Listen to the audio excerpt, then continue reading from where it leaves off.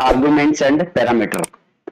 तो हमने last class में डिस्कस किया था कि टाइप्स ऑफ फंक्शन कौन कौन से होते हैं हमारे पाइथन में। तो उसमें से एक फंक्शन हमने स्टडी किया था कि यूजर डिफाइन फंक्शन, जो कि यूजर या प्रोग्रामर डिफाइन करता है अपने प्रोग्राम में। तो जब उस फंक्शन को जब हमें यूज करना होता है अपने प्रोग्राम में, तो हम क्या करते हैं, उस फंक्शन की कॉलिंग करते हैं। अब कॉल करते टाइम हमें क्या करना होता है, वहां पे कुछ आर्गुमेंट्स पास कराते हैं, वहां पे कुछ वैल्यू पास करवाते हैं। तो जो वैल्यू हम पास करवाते हैं ड्यूरिंग फंक्शन कॉलिंग, तो उन वैल्यूज को हम यहाँ पे क्या बोलेंगे, आर्ग्यूमेंट्स। तो आर्ग्यूमेंट क्या होता है हमारे, argument are the actual value that we're pass to the function when we call it. अब पैरामीटर क्या होते हैं, तो parameter are the variables in the header of a function. तो जब हम फंक्शन को डिफाइन करते हैं, तो उस टाइम पे जो वेरिएबल हम यहाँ पे डिफाइन करेंगे ए कोमा बी, अब ए और बी क्या कहलाएंगे, आपके पैरामीटर्स। और जब हम इस फंक्शन को कॉल करते हैं, जैसे यहाँ पे सम 10, 20, तो कॉल किया, तो यहाँ पे 10 और 20 आपके क्या कहलाएंगे, आर्ग्यूमेंट्स। नेक्स्ट फिर से हमने सेम फंक्शन को कॉल किया x, y, अब x, y भी क्या कहलाएंगे यहाँ पे, आर्ग्यूमेंट्स। अगेन फिर से हमने इसी फंक्शन को कॉल किया 12, y, तो 12 और y आपके ये क्या कहलाएंगे, आर्ग्यूमेंट्स। तो अगर हम इसकी डेफिनेशन देखें, पैरामीटर क्या होते हैं, तो पैरामीटर क्या होते हैं, जो वैल्यू रिसीव करेंगे वो क्या कहलाएंगे, पैरामीटर। और आर्ग्यूमेंट जो वैल्यू सेंड करते हैं, जिसके थ्रू हम वैल्यू सेंड करेंगे, वो क्या कहलाते हैं, आपके आर्ग्यूमेंट्स कहलाते हैं फंक्शन में।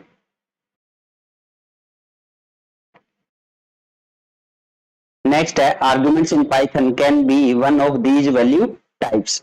अब जो आर्ग्यूमेंट हम सेंड कर रहे हैं वो किस किस टाइप के हो सकते हैं, तो वो आपके लिटरल्स भी हो सकते हैं, वो आपके वेरिएबल्स हो सकते हैं, वो आपके एक्सप्रेशन भी हो सकते हैं। यहाँ पे एक एग्जांपल दिखाया हुआ है, जैसे एक फंक्शन हमने डिफाइन किया सम नाम का, और ए कोमा बी, ए और बी आपके क्या है यहाँ पे, पैरामीटर्स। अब फंक्शन कॉलिंग की हुई है सम 10, 20, तो जो यहाँ पे 10 और 20 आपके ये क्या है, आपके लिटरल्स, मतलब लिटरल का मतलब कांस्टेंट वैल्यू। जो कांस्टेंट वैल्यू होती है उनको हम बोलते हैं लिटरल्स पाइथन में। तो ये कांस्टेंट वैल्यू है 10 और 20, तो बोथ आर लिटरल। तो लिटरल्स को हम पास करा सकते हैं यहाँ पे एज एन आर्ग्यूमेंट। सेकंड देखो, उसके बाद p इक्वल टू 5 लिया हुआ है। अब सम p कोमा 15, अब यहाँ पे देखो, एक 15 क्या है आपका, एक लिटरल हो गया, एक तो लिटरल है, और p आपका एक वेरिएबल है, जो हमने सेकंड यहाँ पे बात करी कि हम वेरिएबल भी यहाँ पे पास करवा सकते हैं। तो यहाँ पे एक वेरिएबल है p, और एक आपका क्या है यहाँ पे 15 क्या है, एक लिटरल है। अब नेक्स्ट हमने कॉल की सम p कोमा p प्लस 1, तो p आपका एक वेरिएबल है और p प्लस 1 एक एक्सप्रेशन हो गया ना, यहाँ पे p प्लस 1 क्या हो गया, एक एक्सप्रेशन। तो हमने एक्सप्रेशन को भी यहाँ पे पास किया है। तो इसका मतलब यहाँ पे जो आर्गुमेंट्स है वो आपके लिटरल्स भी पास हो सकते हैं, वो आपके वेरिएबल भी हो सकते हैं, और वो आपके एक्सप्रेशन भी हो सकते हैं। तो ये 3 टाइप की वैल्यू हम सेंड कर सकते हैं एज एन आर्गुमेंट। एक फंक्शन का प्रोग्राम यहाँ पे बनाकर चेक करते हैं हम कि हम जो लिटरल एक्सप्रेशन या फिर वेरिएबल को कैसे पास कर सकते हैं यहाँ पे। तो यहाँ पे मैं ए और बी दो वैल्यू एज एन पैरामीटर ले रहा हूँ, और यहाँ पे मैं प्रिंट करा रहा हूँ ए प्लस बी। अब इस फंक्शन को हम कॉल करेंगे, तो सबसे पहले मैंने यहाँ पे 10, 30 पास किया, तो ये आपके क्या कहलाएंगे यहाँ पे अब लिटरल्स, क्योंकि लिटरल्स क्या होते हैं हमारे कांस्टेंट वैल्यू। तो ये दोनों असाइन हो जाएंगे यहाँ पे। जैसे ही आप इसको रन करोगे आपके सामने आउटपुट आ गया 40, तो ए और बी को ऐड कर दिया तो 40 आ गया आपका। अब इसमें थोड़ा चेंज करते हैं, एज एन एक्सप्रेशन अगर हम इसमें वैल्यू पास करते हैं, एज एन वेरिएबल अगर वैल्यू पास करते हैं, तो आपको यहाँ पे एक वेरिएबल लेना होगा। जैसे p इज इक्वल टू लिया मैंने यहाँ पे 5। अब अगर यहाँ पे मैं p पास करता हूं, चलो जी, अब चेक करते हैं यहाँ पे फिर से प्रोग्राम को रन करके, तो आपका 35 आ गया, क्योंकि a के अंदर क्या वैल्यू गई आपकी, p वाली वैल्यू। p में 5 है तो a को असाइन हो गया 5 और b को 30, तो 35 आ गया। तो ये आपने वेरिएबल पास किया। अब अगर मैं एक्सप्रेशन पास करना चाहूं यहाँ पे, तो मैं p प्लस 1 स्मॉल p आएगा, p प्लस 1। चलो जी, इसको भी चेक करते हैं अभी। तो जैसे ही मैंने p और p+1 पास किया तो p के अंदर 5 है और p+1 कितना हो गया 6, तो 5 और 6 आपका a और b को साइन हो गया, तो a को 5 हुआ, b को 6 और 6 + 5 आपका 11, तो आउटपुट दे दिया 11। तो इस तरह से हम एक्सप्रेशन भी पास कर सकते हैं यहाँ पे। तो कांस्टेंट भी पास किया हमने, लिटरल्स बोलते हैं जिनको, वेरिएबल भी पास किया और एक्सप्रेशन भी। बट अगर ये p की वैल्यू नहीं दोगे ना यहाँ पे तो एरर दे देगा। अब ये इस टाइम पे क्या देगा, ये एरर देगा, क्योंकि आपने p की वैल्यू डिफाइन ही नहीं किया, name p is not define. तो इस तरह से हम वैल्यू पास कर सकते हैं एज एन लिटरल, कांस्टेंट और एक्सप्रेशन या वेरिएबल। नेक्स्ट है types of argument in Python function definition. तो यहाँ पे अगर टाइप्स ऑफ आर्ग्यूमेंट की बात करें तो 3 टाइप्स ऑफ आर्ग्यूमेंट सपोर्ट करता है हमारा पाइथन। तो यहाँ पे फर्स्ट हमारा पोजिशनल आर्ग्यूमेंट्स, सेकंड है डिफॉल्ट आर्ग्यूमेंट्स, थर्ड हमारा कीवर्ड या नेम्ड आर्ग्यूमेंट्स। तो चलो अब वन बाय वन इन तीनों को डिस्कस करते हैं, और ये काफी इंपॉर्टेंट टॉपिक है फंक्शन के पॉइंट ऑफ व्यू से, और इसमें से एमसीक्यू टाइप क्वेश्चन भी पूछे जाते हैं। तो इसको थोड़ा ध्यान से पढ़ना आप सब बच्चे, ध्यान से समझना कि एक्चुअल में इनका मीनिंग क्या होता है। तो पोजिशनल आर्ग्यूमेंट्स क्या होते हैं? पोजिशनल आर्ग्यूमेंट का मतलब है पोजीशन से रिलेटेड आर्ग्यूमेंट्स। तो इनकी जो पोजीशन है वो फिक्स है, ये कह सकते हैं आप, क्योंकि नाम ही इनका पोजिशनल आर्ग्यूमेंट है। तो ये पोजीशन बेस पे हमने इसको कैटेगराइज किया है। तो इसकी डेफिनेशन क्या होती है आपकी, as parameter values are passed through arguments they should appear in the same order as they appear in the function definition, this is known as positional arguments. चलो इसका मीनिंग समझते हैं अब। जैसे यहाँ पे एक फंक्शन मैंने डिफाइन किया हुआ है और यहाँ पे 3 आपके पैरामीटर है a, b, c, और ये आपकी फंक्शन कॉलिंग है यहाँ पे। अब जब फंक्शन कॉलिंग की गई है तो इनका ऑर्डर देखो, सबसे पहले आया है आपका a, उसके बाद आएगा b, फिर आएगा आपका c। तो ये ऑर्डर है यहाँ पे मैटर करता है। जब हमने यहाँ पे वैल्यू पास की तो यहाँ पे जो 10 है वो किसको साइन होगा, a को साइन होगा, जो 20 है वो b को साइन होगा, और जो 30 है वो c को साइन होगा। मतलब कि सेम ऑर्डर में असाइनमेंट होती है, यहाँ पे सेम ऑर्डर में असाइन होंगे तीनों की तीनों वैल्यू। तो पहली वाली वैल्यू पहले वाले पैरामीटर को, दूसरी वाली वैल्यू दूसरे वाले पैरामीटर को, तीसरी वाली वैल्यू तीसरे वाले पैरामीटर को। यही कहलाते हैं हमारे पोजिशनल आर्ग्यूमेंट्स।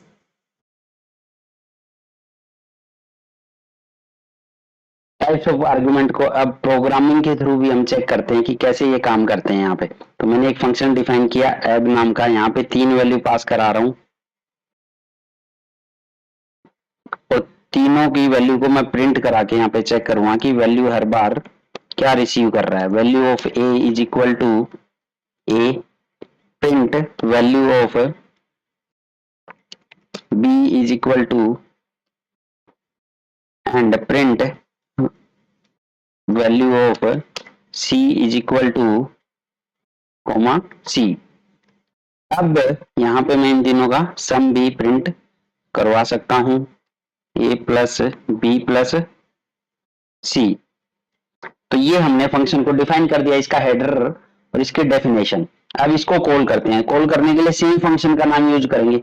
अब यहाँ पे कुछ वैल्यू पास कराता हूँ, 10, 30 और 40। चलो जी, अब इसको रन करके चेक करते हैं आउटपुट क्या देगा।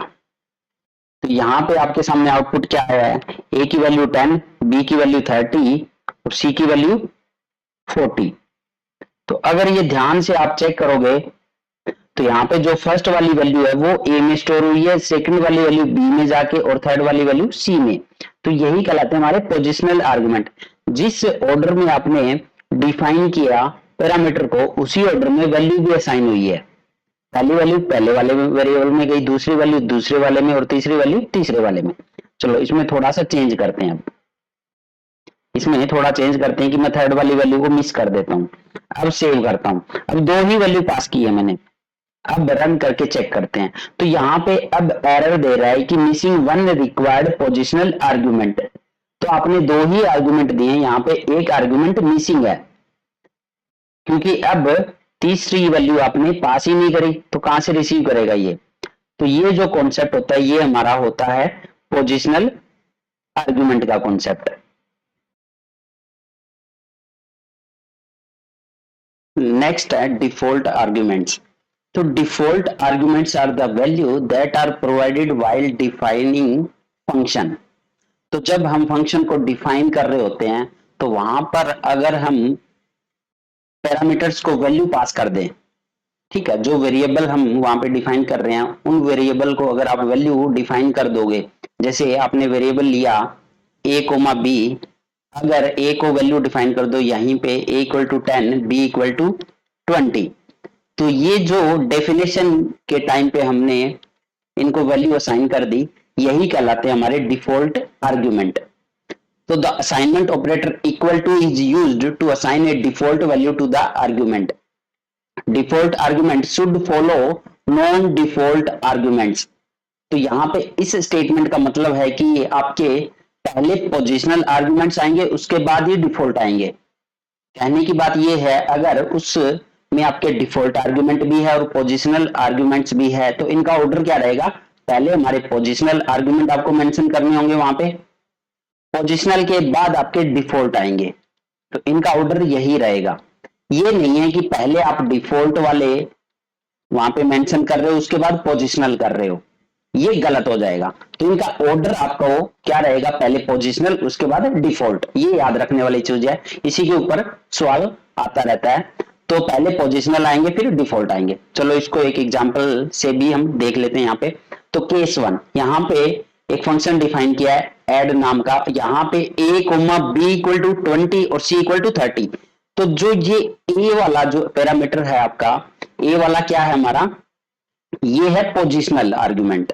ए वाला क्या है हमारा, पोजिशनल आर्ग्यूमेंट, पोजिशनल, क्योंकि कोई भी यहाँ पे डिफॉल्ट वैल्यू नहीं मेंशन करी। बी क्या है हमारा, बी और सी आपके डिफॉल्ट आर्ग्यूमेंट है, ये हमारे दोनों क्या हो चुके हैं, डिफॉल्ट आर्ग्यूमेंट। अब जैसे ही इस फंक्शन को कॉल किया गया, कॉल के टाइम देखो क्या होगा, एड 10। तो 10 का मतलब जो ये 10 वाली वैल्यू तो आपने एक ही पास की यहाँ पे, जबकि वेरिएबल 3 है इसमें ए बी और सी। तो ऐसे केस में क्या होता है, यहाँ पे दो डिफॉल्ट भी है, एक वैल्यू पास की है तो ये जो वैल्यू पास की है ये जाएगी आपकी पोजिशनल आर्ग्यूमेंट में, तो मतलब ए के पास, तो ए को असाइन हो गया 10।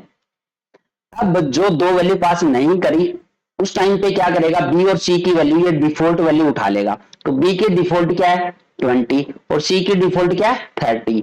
अब आपको ये आंसर दे देगा इस पे प्रोसेसिंग करके। तो ए बी और सी तीनों की वैल्यू मिल चुकी है आपको, प्रिंट ए प्लस बी प्लस सी, तो तीनों को ऐड करके हमें आउटपुट दे देगा जो कि आएगा 60। ये वैल्यू प्रिंट कर दी इसने। तो इस तरह से हमारे डिफॉल्ट आर्गुमेंट काम करते हैं, जहां पे वैल्यू नहीं मेंशन करोगे तो वो डिफॉल्ट वैल्यू उठा लेगा वहां से। जैसे यहाँ पे ए की वैल्यू पास करी आपने, वो वैल्यू किस में जाएगी, पोजिशनल में। पहले वाला जो आर्गुमेंट है वो पोजिशनल आर्गुमेंट है, तो जो एक वैल्यू है वो पहले वाले में ही जाएगी, अब ना कि दूसरे में ना तीसरे में। अब दूसरे और तीसरे क्या है आपके, डिफॉल्ट आर्गुमेंट है, तो ये डिफॉल्ट वैल्यू उठा लेंगे, यही तो मतलब होता है डिफॉल्ट आर्गुमेंट का। अब केस 2 देखते हैं, चलो अगर इसमें केस 2 देखें हम, यहाँ पे फिर से ए आपका पोजिशनल आर्गुमेंट है, बी और सी आपके क्या है, ये डिफॉल्ट आर्गुमेंट, ये दोनों क्या है आपके डिफॉल्ट, तो ये पोजिशनल है।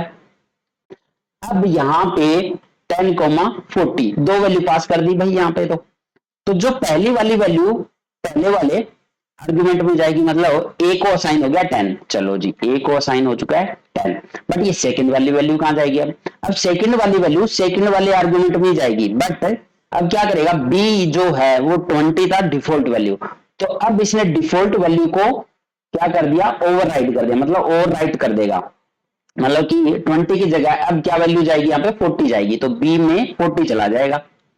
तो अगर वैल्यू पास कर दोगे तो डिफॉल्ट वैल्यू को इग्नोर कर देगा ये। अब आपने यहाँ पे वैल्यू पास कर दी तो डिफॉल्ट वैल्यू नहीं लेगा, तो यहाँ पे दोनों वैल्यू तो आ चुकी है, ए में आ गया 10 और बी में आ गया 40। अब तीसरी वैल्यू नहीं पास करी, अब तो तीसरे वाले केस में सी की वैल्यू क्या जाएगी यहाँ पे, डिफॉल्ट वैल्यू, अब चली जाएगी सी में 30। तीनों वैल्यू आ चुकी है आपके पास में, तीनों को क्या करना है, यहाँ पे प्रिंट कर रहा है ये ए प्लस बी प्लस सी, तो तीनों को जोड़ देगा, ये जोड़ने पे आंसर क्या है आपका 80। ठीक है, तो इस तरह से हमारा काम करता है डिफॉल्ट वैल्यू और पोजिशनल आर्गुमेंट, ये दोनों ही इसी वे में काम करेंगे जब एक साथ आएंगे। तो आपको क्या चेक करना है यहाँ पे, डिफॉल्ट वैल्यू तब लेगा जब आपने वैल्यू पास नहीं कराई है उस वेरिएबल की, उस डिफॉल्ट वेरिएबल की अगर वैल्यू पास नहीं कराई है या डिफॉल्ट आर्गुमेंट की वैल्यू पास नहीं की है हमने, तो वो डिफॉल्ट वैल्यू उठा लेगा। अगर वैल्यू पास की है तो जो वैल्यू पास की है उसी को उठाएगा, क्योंकि डिफॉल्ट वैल्यू को ये ओवरराइड कर देता है यहाँ पे। तो यही कॉन्सेप्ट होता है डिफॉल्ट आर्गुमेंट का। अब इसी प्रोग्राम में हम थोड़ा सा चेंज करते हैं, यहाँ पे c इक्वल टू, अगर मैं यहाँ पे एक वैल्यू असाइन कर दूं इसको 60, अब यहाँ पे मैंने फंक्शन कॉलिंग के टाइम पे सिर्फ दो वैल्यू पास की है, 10 और 30। तो अब चेक करते हैं ये प्रोग्राम रन होगा या नहीं होगा इस टाइम पे। तो जब इस प्रोग्राम को मैंने रन किया तो इस टाइम पे आउटपुट देगा ये, क्योंकि एरर नहीं दे रहा है ये। यहाँ पे वैल्यू ऑफ ए असाइन होगी 10 और बी को असाइन हो जाएगा 30, क्योंकि ये दोनों ही आपके पोजिशनल आर्ग्यूमेंट है। अब थर्ड वाली वैल्यू जो आपने नहीं पास की, ये कौन सी वैल्यू उठा रहा है यहाँ पे, डिफॉल्ट वैल्यू। तो डिफॉल्ट वैल्यू क्या है आपकी 60, तो इसने आपकी डिफॉल्ट वैल्यू उठा ली यहाँ पे। तो यही कॉन्सेप्ट होता है हमारे डिफॉल्ट वैल्यू का। चलो इसमें थोड़ा सा और चेंज करते हैं यहाँ पे। अगर मैं b इक्वल टू यहाँ पे एक डिफॉल्ट वैल्यू ले ली, b की भी डिफॉल्ट वैल्यू ले लेते हैं। अब बस सेम चीज यहाँ पे परफॉर्म करके चेक करते हैं। अब आपने फिर से दो वैल्यू पास किया 10 और 30, तो इस टाइम पे भी चेक कर लेते हैं कि प्रोग्राम रन होगा कि नहीं होगा। तो फिर से आपका प्रोग्राम रन हो रहा है यहाँ पे, फिर से प्रोग्राम आपका रन हो रहा है। इस टाइम पे a की वैल्यू 10 उठा रहा है, बट b की वैल्यू अब 30 उठाई है, जबकि b की डिफॉल्ट वैल्यू 70 है। बट आपने जो वैल्यू पास की तो उस वैल्यू ने क्या किया, उस डिफॉल्ट वैल्यू को ओवरराइट कर दिया, क्योंकि जो वैल्यू पास करते हो आप वही वैल्यू ये कंसिडर करेगा डिफॉल्ट वाले केस में। तो वैल्यू पास की 30, तो असाइन क्या हो जाएगा, बी को 30 हो जाएगा। अब डिफॉल्ट वैल्यू को ओवरराइट कर दिया इसने, और सी ऑलरेडी डिफॉल्ट था आपका, क्योंकि सी आपने पास ही नहीं किया, तो इस टाइम पे ओवरराइट कर रहा है ये डिफॉल्ट वैल्यू को। चलो इसमें थोड़ा सा और चेंज करते हैं। अब अगर मैं यहाँ पे सी की वैल्यू नहीं देता हूं, ठीक है, इस टाइम पे क्या होगा, चलो अगर सी की वैल्यू नहीं दी तो यहाँ पे क्या कह रहा है, ये non default argument follows default argument. तो नॉन डिफॉल्ट आर्गुमेंट फॉलो करते हैं डिफॉल्ट। तो जैसा मैंने बोला कि जितने भी डिफॉल्ट आर्गुमेंट है आपके वो राइट साइड में आने चाहिए, मतलब कि पहले पोजिशनल आर्गुमेंट आएंगे उसके बाद ही सारे डिफॉल्ट आने चाहिए। लेकिन अगर इस प्रोग्राम में आप चेक करोगे, ए आपका पोजिशनल आर्गुमेंट है, बी आपका डिफॉल्ट आर्गुमेंट है, बट सी बात करोगे तो सी आपका डिफॉल्ट भी नहीं रहा ना इस टाइम पे, क्योंकि सी की आपने कोई वैल्यू असाइन नहीं करी है, तो सी आपका पोजिशनल आर्गुमेंट हो गया। अब जो पोजिशनल आर्गुमेंट है वो डिफॉल्ट के बाद तो आ ही नहीं सकता, ठीक है। तो पहले कौन सा आएगा, पोजिशनल आएगा, फिर बाद में आपके डिफॉल्ट आर्गुमेंट आएंगे, मतलब कि डिफॉल्ट आपके राइट साइड में रहेंगे ऑलवेज, और लेफ्ट साइड में ऑलवेज कौन रहेगा, पोजिशनल आर्गुमेंट। इसीलिए इसने यहाँ पे एरर दे दिया ये, क्योंकि सी आपका पोजिशनल आर्गुमेंट है। नेक्स्ट है कीवर्ड आर्गुमेंट्स या named argument. So Python offer a way of writing function call where you can write any argument in any order provided you should have named the argument। अब क्या कह रहा है कि हम किसी भी ऑर्डर में आर्गुमेंट पास करवा सकते हैं, बट यहां पे हमें नेम मेंशन करना होगा, ठीक है। अभी तक क्या था, हमने एक ऑर्डर फॉलो करना होता था, उसी ऑर्डर में वैल्यू असाइन हो रही है। बट अगर आप किसी भी ऑर्डर में वैल्यू पास करवाना चाह रहे हो तो यहां पे हम कौन से आर्गुमेंट यूज कर सकते हैं, keyword arguments. During a function call parameter value need not to be passed in the same order as the parameter defined in the function definition. तो आर्गुमेंट्स जो कीवर्ड आर्गुमेंट होते हैं वहां पे जरूरी नहीं है कि आप सेम ऑर्डर में वैल्यू पास करवाओ, जिस ऑर्डर में पैरामीटर में आपके वेरिएबल डिफाइन है उसी ऑर्डर में आर्गुमेंट्स में वैल्यू पास करवाना जरूरी नहीं है यहाँ पे, क्योंकि हम कौन से आर्गुमेंट यूज कर रहे हैं, कीवर्ड आर्गुमेंट। अब इनका मतलब क्या, देखो यहाँ पे जैसे हमने ऐड नाम का फंक्शन लिया और यहाँ पे तीन आपके आर्गुमेंट्स है, ए बी और सी, तीन डिफाइन किए हुए हैं।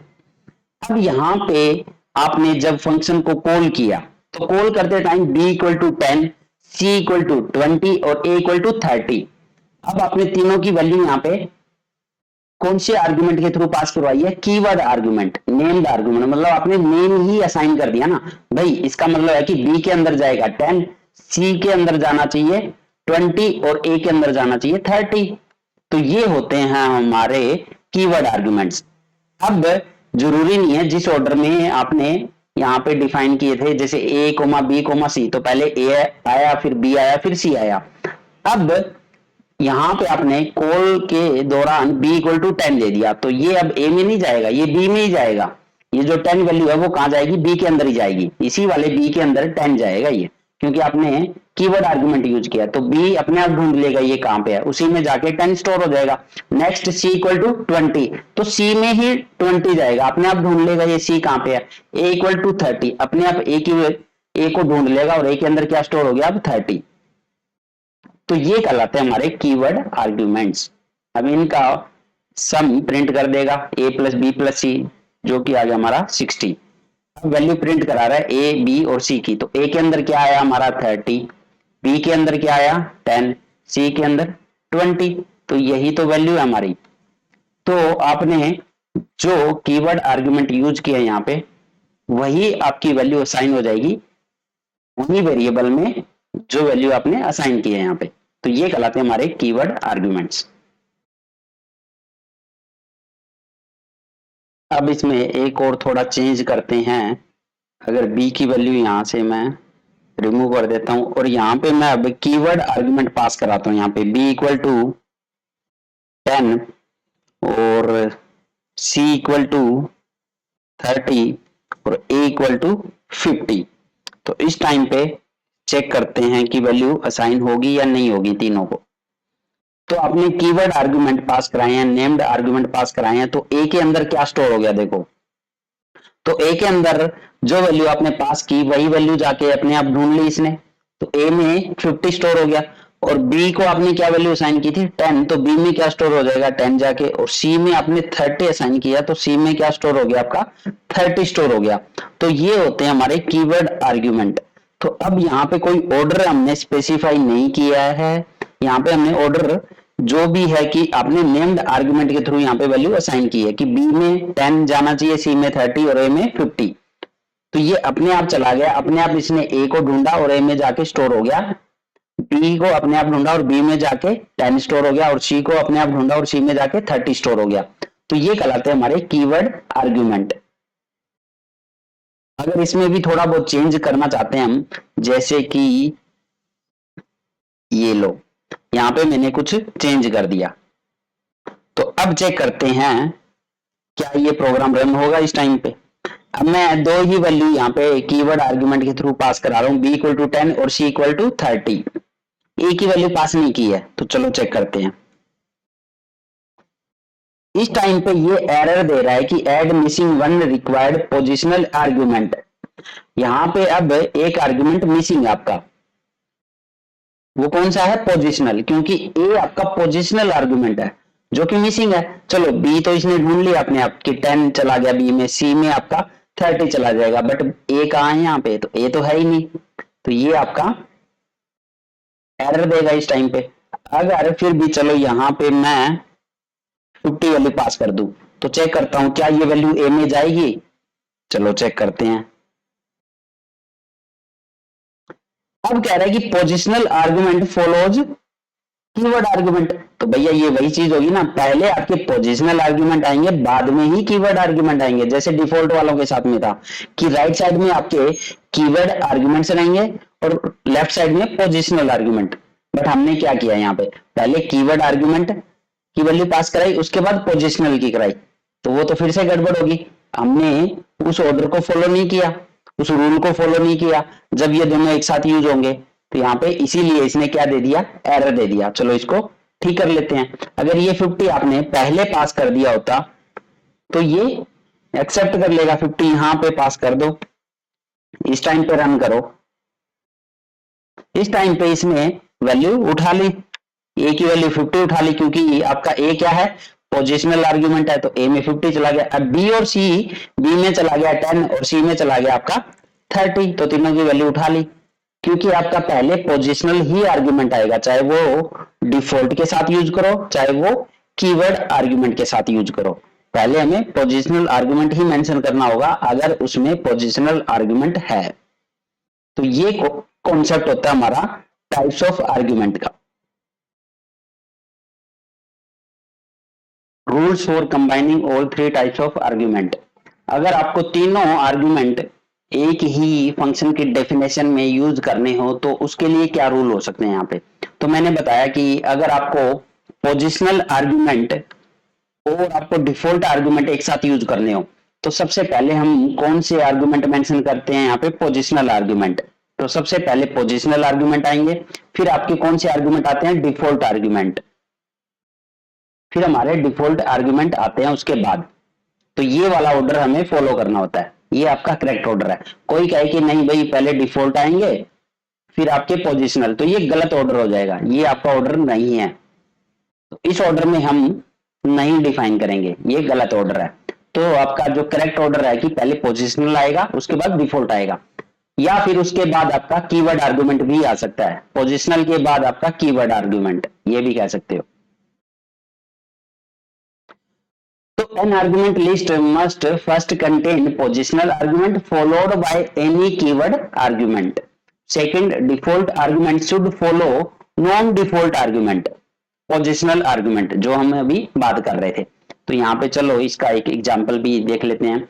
यहाँ पे एक डिफाइन किया हुआ है इंटरेस्ट नाम का फंक्शन, जिसमें p आपका पोजिशनल आर्गुमेंट है, t आपका डिफॉल्ट आर्गुमेंट है और r आपका डिफॉल्ट है। तो यहाँ पे पहले कॉलिंग की हुई है, यहाँ पे कुछ फंक्शन की कॉलिंग हुई है, सेम फंक्शन की कॉलिंग हुई है, बट यहाँ पे जो आर्गुमेंट पास करवाए हैं उसी के बेस पे यहाँ पे अलग अलग कॉलिंग का एग्जाम्पल दिया हुआ है। तो इंटरेस्ट p इक्वल टू 3000, तो ये बताओ ये आपका वैलिड है या इनवैलिड है।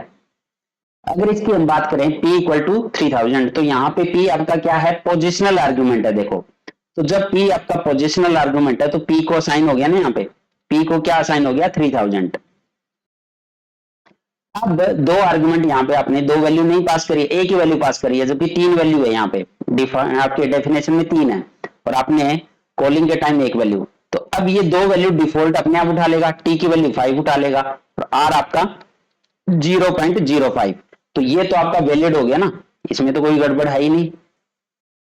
नेक्स्ट वाला देखते हैं, interest t equal to 10 p equal to 1000। तो अगर इस वाले की बात करें हम, यहाँ पे ये कीवर्ड आर्गुमेंट आपने पास करवाए हैं। ये कौन से आर्गुमेंट है, कीवर्ड, क्योंकि आपने नेम असाइन कर दिया ना यहाँ पे कि t में 10 जाएगा और p में 1000 जाएगा, तो ये अपने आप ढूंढ लेगा। अब यहाँ पे p अपने आप ढूंढ लेगा, तो p के अंदर क्या गया आपका 1000 और t में क्या चला गया आपका 10।